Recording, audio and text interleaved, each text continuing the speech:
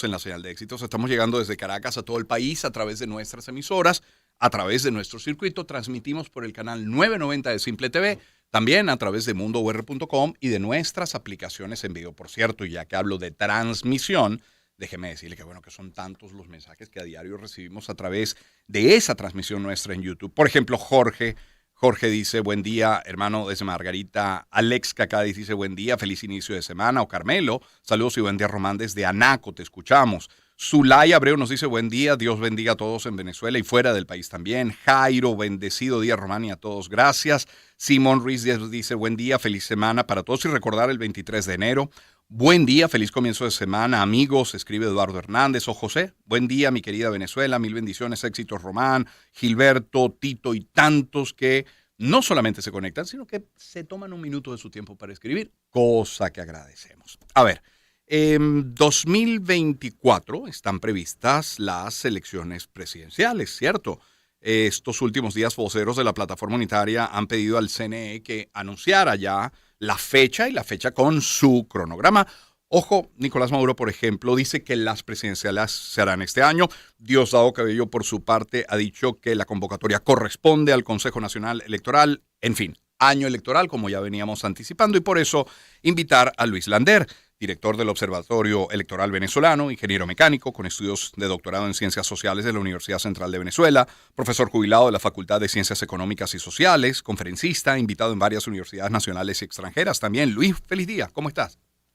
Bueno, bien, estoy, como decíamos hace un rato. Basta, ¿no? Sí. Lo demás es ganancia, como dicen. Sí. Luis, muchas gracias por la invitación. Por favor, por aceptarla y por acercarte al estudio. Uno piensa en elecciones y piensa en dos cosas hoy, registro electoral y fecha con cronograma. ¿Con cuánto tiempo de antelación debería conocerse ese cronograma? A ver, ¿se parte del cronograma para ubicar la fecha? ¿Se parte de la fecha para elaborar el cronograma? ¿Se parte de lo que indica la ley electoral? ¿Cuál es el punto de partida para una convocatoria? Bueno, desafortunadamente en la legislación electoral venezolana eso está ambiguo. No hay ninguna cosa a ciencia cierta que diga cuándo es que hay que fijar la fecha. Este año en el mundo hay alrededor de 70 elecciones en distintos países del mundo. En todos los demás países se sabe qué fecha es las elecciones. El único de ese lote grandísimo de elecciones que habrán este año, de la cual no se sabe cuál va a ser la fecha, es precisamente Venezuela. Antes de la legislación electoral vigente actual en Venezuela, la ley que regía los procesos electorales era la que se llamaba la Ley Orgánica del Sufragio y la Participación Política. Y esa ley establecía con toda claridad que las elecciones tenían que ser anunciadas al menos con 6 meses de antelación. Y esa disposición, que es una disposición sana, porque permite que efectivamente el poder electoral se pueda organizar bien para realizar las elecciones, pero permite también que los actores políticos que van a participar en ese proceso hagan todas las cosas que tienen que hacer. Seleccionar candidatos, formar y reclutar testigos, digamos, todas las tareas propias de una elección. Bueno, esa disposición se quitó. Y como ya la experiencia nos ha dicho, ha habido elecciones que se han convocado con menos de 2 meses de antelación. Cierto. Y entonces esas elecciones tan atropelladas, obviamente, no son de la mejor calidad. O sea, de la mejor calidad en términos operativos técnicos, pero también en términos políticos, por lo que decía antes. Entonces, bueno, estamos todavía con esa incertidumbre. En el acuerdo de Barbados de octubre del año pasado se habló de hacer esas elecciones en el segundo semestre de este año. Eso quiere decir que, bueno, ya estamos en el mes de enero. Ya, si fuese en julio, ya no se cumplen los 6 meses. O sea, ya partiendo de esos 6 meses, ya habría una violación a los lapsos. Sí, pues. sí. Bueno, eso, repito, esos lapsos legales ya no existen. Sí. De hecho, lo buscamos esta mañana en la Ley de Procesos Electorales y la propia Constitución, y por ningún lado dice que se tenga que convocar para diciembre, para que luego asuma el mandatario en enero. No aparece por ningún lado. Lo único que aparece en la Constitución es que en la primera semana de enero se encargue el nuevo presidente. Eso sí. Entonces las elecciones tienen que ser antes de eso. Claro. Tiene que ser antes de, pero esa es la única referencia en cuanto a fecha, es verdad. Y bueno, parte de esa logística pasa por también, ya que menciona Barbados, lo acordaba en Barbados, corrijo, que es la convocatoria a la observación internacional. Se mencionó entonces al Centro Cártel, a la Unión Europea, y eso no se planifica de la noche a la mañana. Así es. Ahora, decía yo, bueno, fecha, por una parte, pero luego registro electoral. Leíamos cifras, Roberto Patiño compartió una cifra la semana pasada de la cantidad de jóvenes por inscribirse todavía en el registro electoral. ¿Qué va a pasar con el registro? ¿Por qué no es permanente como solía llamársele? No, el registro sí es permanente. Claro, pero en pocos claro, así es. Tema. Pero no, digamos, en 24 puntos en el país, no que son absolutamente insuficientes. Porque Bolívar, por ejemplo, alguien que claro, esté en lo más remoto del estado de Bolívar. Santa Elena de Guairén. Santa Elena de Guairén. Entonces tiene que inscribirse, entonces tiene que, eso, bueno, si tiene carro, ¿cómo hace para la gasolina? Si no tiene carro, el transporte son 8 o 10 horas de transporte. Entonces, digamos, por supuesto que es una incomodidad, siendo que la ley dice que el Consejo Nacional Electoral debe poner puntos para facilitarle al elector. Y lo dice textualmente, en los lugares remotos, o sea, ubicarse, entonces, ir a busca del elector. Permanente sí, facilitado no. Así es. Sí, es la realidad que hoy tenemos. Y habrá, ¿conoce información que sea extraoficial de que se vaya a implementar nuevos puntos, nuevos centros? Como siempre ocurre en los últimos años en Venezuela, cada vez que se acerca una elección hay una empujadera. De todo. Lo digo no necesariamente de manera negativa, digamos, pero digamos, presiones para lograr que efectivamente se logren mejores condiciones. Y obviamente ya están comenzando a haber manifestaciones de gente que reclama, hágase unas jornadas de registro electoral mejor que las que se hicieron recientemente, porque las que se hicieron recientemente, con el discurso de que eran unos puntos, alrededor de 500 puntos regados en el país, itinerantes, significaba que eran puntos que se escondían. O sea, yo sabía un día que había un punto y entonces le decía a un amigo, mira, inscríbete en tal parte que ahí hay un punto. Entonces cuando yo ya no estaba ahí porque era itinerante, se había mudado a otra parte. Entonces, digamos, si recordamos cómo eran las elecciones a principios de este siglo, de este nuevo siglo, cuando se acercaban unas elecciones, el Consejo Nacional Electoral hacía una intensa jornada con tiempo y con suficientes puntos, de manera tal que los ciudadanos no tuvieran que andar buscando los puntos para inscribirse, sino de alguna manera los puntos de inscribirse iban a la búsqueda de los ciudadanos. Entonces, uno se los tropezaba en cualquier parte, estaciones de metro, centros comerciales, universidades, y bastantes puntos. Ya esa práctica, desafortunadamente, llevan varias elecciones en que no se repite. Y se hace una cosa mucho más restringida, menos tiempo, menos puntos, menos información, y por supuesto eso hace lo que mencionaba que había dicho Patiño, que bueno, hay un montón de jóvenes, se habla de 3 millones, no sé cuántos, que no están inscritos. Y además una novedad en Venezuela, digo novedad por el tamaño. Nosotros obviamente estamos viviendo un periodo de una migración muy grande de ciudadanos venezolanos,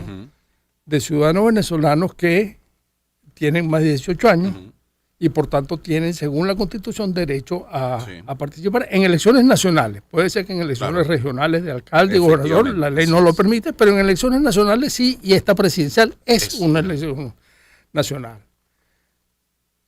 ¿Qué ha hecho el gobierno de Venezuela con su poder electoral, del Estado venezolano, para decir, no el gobierno, sino el Estado venezolano, con sus poderes, para efectivamente lograr que esos ciudadanos migrantes puedan votar? Prácticamente nada. Tenemos ya desde hace varias elecciones que andan alrededor de 100.000 los venezolanos residentes en el exterior que están inscritos en el registro electoral, un poquito más de 100.000. Y estamos hablando de millones de venezolanos, o sea, 4 millones y medio de venezolanos con derecho a votar que no están inscritos en el registro electoral. Por supuesto que la inscripción en el registro electoral en el exterior no es fácil, es complicado, pero ya hay experiencias y habría habido tiempo para aprender de esas experiencias y tratar de hacerlo, para hacer inscripción y registro no presencial, o sea, que se haga por, digamos, la tecnología sirve para eso en definitiva, ¿no? Y puede hacerse de manera segura, de manera remota. Esa inscripción de venezolanos en edad y en condiciones de votar, esa inscripción en el exterior, ese registro en el exterior debe hacerse, imagino, a través de sedes consulares. ¿Qué hay de aquellos países en los que no hay una representación consular? A eso me refería, porque, digamos, eso sí se tiene que hacer presencial, que es como está ahorita. El Consejo Nacional Electoral legalmente podría hablar con la Cancillería para que la Cancillería instruya a los consulados para que los consulados y las embajadas sean lugares donde los venezolanos residenciados en el exterior de manera presencial se pueden inscribir. Pero nuevamente lo que dijimos de Bolívar, porque en muchos países hay un solo consulado que está en alguna parte y la gente está regada, qué sé yo, ahorita por ejemplo en Estados Unidos no hay oficinas consulares. Por las dificultades, por decirlo de alguna manera, de las relaciones diplomáticas. Todo venezolano, cuando tenga el derecho, si hoy vive en Estados Unidos, no puede votar en la presidencia. No puede votar en la presidencia. No puede inscribirse en el registro electoral, simplemente. ¿Podría hacerlo si el CNE decidiera que hay una vía electrónica, por ejemplo, para hacerlo? Claro, ¿Eso es factible? Técnicamente, por supuesto que sí. Técnicamente, por supuesto que sí. Y hay países de América Latina que lo hacen. México tiene algunas experiencias en eso. Si no me equivoco, Uruguay también, digamos, no sé cuáles, pero sí hay varios países que tienen algún aprendizaje y alguna puesta en marcha de proceso tecnológico, digamos, ¿cuántos virtuales. Españoles que viven en Venezuela participan en la elección? Claro. Sí, por varias vías, además. Sí. Es Luis Lander, nuestro invitado a esta hora de la mañana. ¿Cuáles deberían ser a esta hora, a esta fecha? Porque leíamos, Plataforma Unitaria solicita de nuevo al Consejo Nacional Electoral el cronograma y la fecha de las elecciones. ¿Cuáles deberían ser esas prioridades en términos de solicitud que debe hacer la Plataforma Unitaria a este Consejo Nacional Electoral? Sí. Yo preferiría que no habláramos de la Plataforma Unitaria, sino a los ciudadanos. Ok. Sí, digamos, los ciudadanos independientemente de su postura política, deberíamos estar todos interesados en que las elecciones se hagan de la mejor manera posible. Claro. Y para que las elecciones se hagan de la mejor manera posible, por supuesto que hay algunas condiciones que se deben cumplir para que esas elecciones sean reconocidas. Entonces, obviamente, quizás el problema más urgente ahorita es el problema del registro. Y voy más allá para hacer la cosa más fina. Dejemos estas sofisticaciones de sistemas automatizados para la inscripción en el registro del interior, que no es poca cosa, es una cosa muy grande, pero bueno, no hay tiempo de aquí a este año a montar eso. Ocupemos a los venezolanos que viven en Venezuela. Y estamos hablando también de millones de venezolanos, entre jóvenes que han cumplido 18 años en la última elección y no están inscritos, y también de venezolanos que se han mudado del lugar dentro del mismo país, no que se han ido fuera del país, sino dentro del mismo país. Alguien, qué sé yo, volviendo al ejemplo, alguien que está inscrito en Santa Elena de Guairén, pero resulta que hace años se mudó para Caracas. Y entonces, bueno, ir a votar a Santa Elena de Guairén le resultaría una complicación muy grande. Y eso podría resolverse simplemente con una jornada de actualización, de registro de actualización, donde ese ciudadano cambie su lugar de residencia para donde ahora vive, ¿no? Eso, por supuesto, es una tarea absolutamente crucial. Después hay otras tareas que tienen que ver con la necesaria generación de confianza para todos los electores de que el proceso electoral va efectivamente a reflejar su voluntad, que es una cosa muy importante, y que de esa manera, de alguna manera, se le pueda tener mayores niveles de confianza. Y eso pasa por auditorías. En el año 2021, por ejemplo, se hizo una excelente auditoría del sistema automatizado de votación, que desafortunadamente, y uno no se explica muy bien por qué, esos resultados de esa auditoría no se hicieron suficientemente públicas.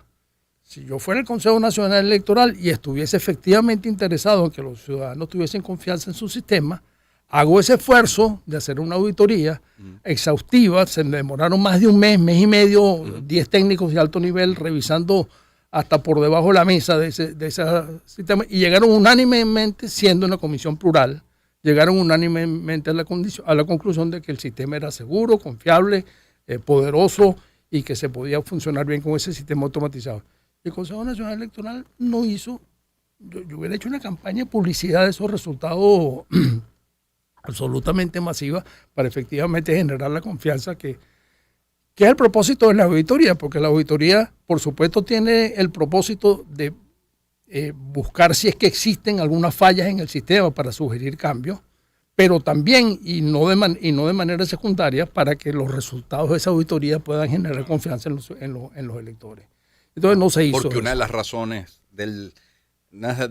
de la esencia del Consejo Nacional Electoral es promover la participación. Así es. Y entonces, bueno, por supuesto que los ciudadanos con razón, bueno, revisamos nuestra experiencia reciente con procesos electorales. Y sin hablar sin hablar directamente de los resultados de la última elección, la elección sobre el referéndum del Esequibo, ¿por qué el Consejo Nacional Electoral decidió presentar los datos de ese referéndum de manera distinta a lo que presentan los datos de las elecciones anteriores? En cualquier elección anterior, si un elector quiere saber qué pasó en esa elección, puede ver los resultados globales, por supuesto, pero puede ver los resultados por estado, por municipio, por parroquia, por centro, por mesa, hasta el nivel de detalle más preciso. El Consejo Nacional Electoral en su momento dijo que eso era lo que llamaban la auditoría ciudadana. Una auditoría ciudadana que dice, yo como ciudadano me quedo a ver el escrutinio, en una libretica anoto los resultados y al día siguiente cuando el Consejo Nacional presenta el contrato. Sí. Bueno, por supuesto, si coincide, yo no es que me garantice que eso ocurrió en todas partes, pero puedo decir, bueno, por lo menos en mi mesa no hicieron trampa. Eso es. Por supuesto, si hubiese una discrepancia, digo, epa, se prende una alarma ahí. Pero bueno, estas últimas elecciones los resultados se dieron por municipio del referéndum. ¿Por qué? Entonces, por supuesto que eso genera suspicacia, genera desconfianza. Es Luis Lander, nuestro invitado. Luis, tenemos años escuchando a muchos analistas y voceros políticos incluso decir, bueno, es que necesitamos de las condiciones mínimas. Yo creo que deberíamos como ciudadanos insistir en las condiciones óptimas, en lo ideal, en lo que marcan las leyes y la Constitución. ¿Cuáles serían esas condiciones óptimas, las mejores, las ideales para 2024? Sí, digamos, esta es una discusión que siempre es una discusión complicada porque si uno dice condiciones mínimas, un poco de alguna manera está anunciando previamente que si esas condiciones mínimas no se cumplen, yo desconozco las elecciones. Y eso me parece que es un meterse en un terreno resbaladizo. Yo creo que hay que buscar buenas condiciones. Y buenas condiciones significa, bueno, esta cosa que estamos conversando, un buen registro. Ahora, ¿qué tan bueno es el registro? Por supuesto que siempre se puede hacer, lo que se ha hecho hasta ahora no está bien. Hay que ampliarlo, hay que facilitarle al ciudadano que exista, pero bueno, ¿qué tanto convierte eso en bueno? Bueno, no sé, mientras más haya, mejor. Claro. Pero siempre hay mucho y siempre vamos a decir queremos más. Y eso es sano. Claro, y eso es sano. Bien. Y entonces no hay que amarrarse ahí. Y por supuesto eso tiene que, bueno, que el cronograma esté bien definido, porque hay un conjunto de actividades. Si uno revisa cualquiera de los cronogramas de elecciones anteriores, estamos hablando alrededor de 100 actividades distintas. Y cada una de esas actividades tiene que tener su plazo, tiempo de empieza tal día, termina tal día. Y esos tiempos y esos plazos del cronograma tienen que respetarse para que la gente sepa cómo. Cuando hablo de la gente digo, bueno, el ciudadano común, pero también los actores políticos que están involucrados ahí, que por supuesto esto termina siendo absolutamente crucial. ¿Cuál es la fecha de las postulaciones, por ejemplo? De tal fecha a tal fecha. Entonces, saber cómo son las distintas fases. Las auditorías que están incluidas allí, la observación nacional e internacional. Todas estas actividades que están en un cronograma tienen que ser plasmadas, anunciadas, porque la legislación electoral venezolana también dice que cuando se anuncia la fecha de la elección, ese anuncio tiene que venir acompañado con el cronograma. Para que se sepa, no solamente que las elecciones son, qué sé yo, la segunda quincena de noviembre, sino bueno, de aquí a noviembre, ¿qué vamos a hacer para que esas elecciones sean lo mejor posible? Claro, Luis, hablando de postulaciones, creo que el país espera esa decisión del Tribunal Supremo de Justicia con respecto a la inhabilitación de María Corina Machado. más allá de cuál vaya a ser la decisión, podemos recordarle a la gente cómo es ese proceso de inscripción de un candidato. Ricardo Martínez quiere ser presidente de la República. ¿Acude a dónde? ¿Con qué requisitos? ¿Qué necesita Ricardo Martínez para poder ser candidato a la presidencia? ¿Quieres ser candidato a la presidencia? No, pero es que si decía Román Losinski me metía en un problema, lo meto a él. Bueno, por supuesto que hay unas condiciones mínimas, que debe ser venezolano, debe mayor de edad, no solamente mayor de edad, sino mayor de ¿cuánto qué? 36. Fíjate que si lo ha buscado, si tiene algún interés en el asunto. Bueno, por esto tienes que esperar la próxima. Bueno, entonces esos requisitos mínimos. Y después, bueno, ¿quién postula? Porque, digamos, no hay posibilidad de que yo personalmente decía, yo quiero ser presidente, entonces yo personalmente me inscribo. Tendría ahí dos opciones, o bien conseguir el apoyo de los partidos políticos o de algún partido político formalmente inscritos y reconocidos por el Consejo Nacional Electoral, que tiene el derecho a los partidos políticos a postular candidatos en las elecciones, o lo que llaman eso de por iniciativa propia, que en definitiva el procedimiento por iniciativa propia es recoger un montonón de firmas que postulen, que apoyen esa postulación, esa candidatura, ¿no? Sí. El caso de María Corina Machado está abonado a excepción de que el día que se vaya a inscribir probablemente ocurra. Si no hay una decisión contraria que le diga, mire, que hay una clave, usted no se puede inscribir porque tiene una inhabilitación, ¿cierto?